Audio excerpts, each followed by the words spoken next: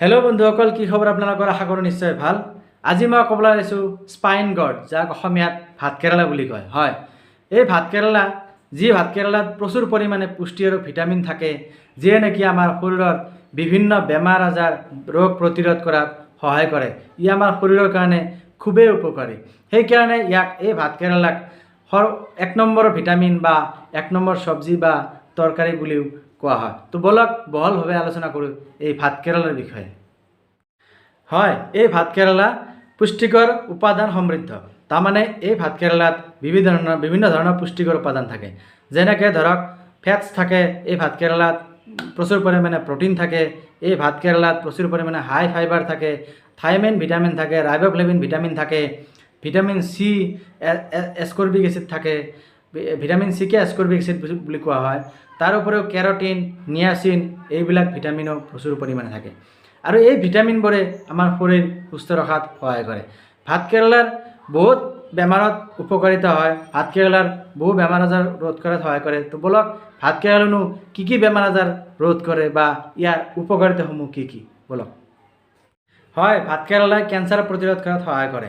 ই cancer প্ৰতিৰোধী ক্ষমতা আছে। ভাত কেৰেলাত থকা ভিটামিনবোৰে আমাৰ দেহত থকা ফ্ৰী ৰেডিকেলছবিলাক কম কৰাত সহায় কৰে। এতিয়া কওঁ ফ্ৰী ৰেডিকেলছ মানে কি? ফ্ৰী ৰেডিকেলছ হ'ল মুক্ত অণু, যিটো আমি খাদ্য খোৱাৰ পিছত খাদ্য হজমৰ সময়ত এই মুক্ত অণুবিলাক উৎপাদন হয়।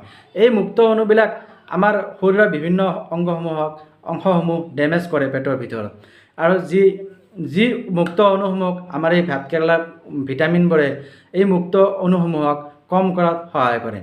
আৰু এই ভাত কেৰেলাত থকা ভিটামিন চি, প্ৰচুৰ পৰিমাণে ভিটামিন চি কেঞ্চাৰ প্ৰতিৰোধী ক্ষমতা থাকে। ভিটামিন চি থকাৰ কাৰণে কেঞ্চাৰ প্ৰতিৰোধ হোৱাৰ সম্ভাৱনাও খুব কম থাকে।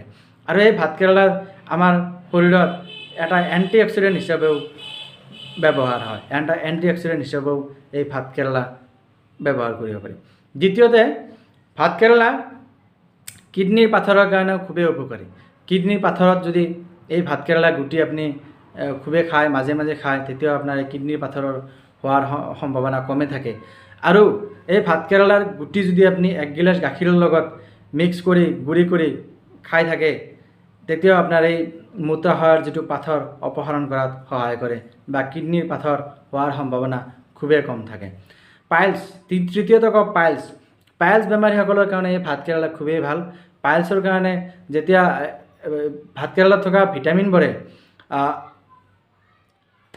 আমাৰ দেহত জমা হোৱা মলবিলাক, আমাৰ পেটত জমা হোৱা মলবিলাক উত্তেজিত কৰাত সহায় কৰে। ভাত কেৰেলাৰ ভিটামিনবোৰে আমাৰ পেটত জমা হোৱা মলবিলাক উত্তেজিত কৰাত সহায় কৰে, যাৰ ফলত মল ত্যাগ সহজে হৈ যায়, কোনো কষ্ট নোহোৱাকৈ মল ত্যাগ হৈ যায়। আৰু সেইকাৰণে এই ভাত কেৰেলাক এক ঔষধি হিচাপেও গ্ৰহণ কৰিব পাৰি। তো চতুৰ্থতে, চকুৰ কাৰণে খুবেই ভাল। ভাত কেৰেলাত প্ৰচুৰ পৰিমাণে ভিটামিন এ থাকে, আৰু এই ভিটামিন ই আমাৰ চকুৰ কাৰণে খুবেই ভাল। সেইকাৰণে ভাত কেৰেলাক চকুৰ কাৰণে খুব ভাল বুলি গণ্য কৰিব পাৰি। পঞ্চমতে, গৰ্ভৱতী মহিলাই ভাত কেৰেলা খালে গৰ্ভৱতী মহিলাসকলৰ নাৰ্ভবিলাক বহুত সক্ৰিয় হৈ থাকে। নাৰ্ভৰ কাৰণেও এই ভিটামিনৰ ভাত কেৰেলাৰ যিবিলাক ভিটামিন, সেই ভিটামিনবোৰে গৰ্ভৱতী অৱস্থাত মহিলাবিলাকৰ যিটো নাৰ্ভ সক্ৰিয় ৰখাত সহায় কৰে। নিশ্চয়কৈ ভিডিঅ'টোত বহুতখিনি জনাব চেষ্টা কৰিলোঁ। ভিডিঅ'টো ভাল লাগিলে লাইক কৰিব, শ্বেয়াৰ কৰিব, ছাবস্ক্ৰাইব কৰিব।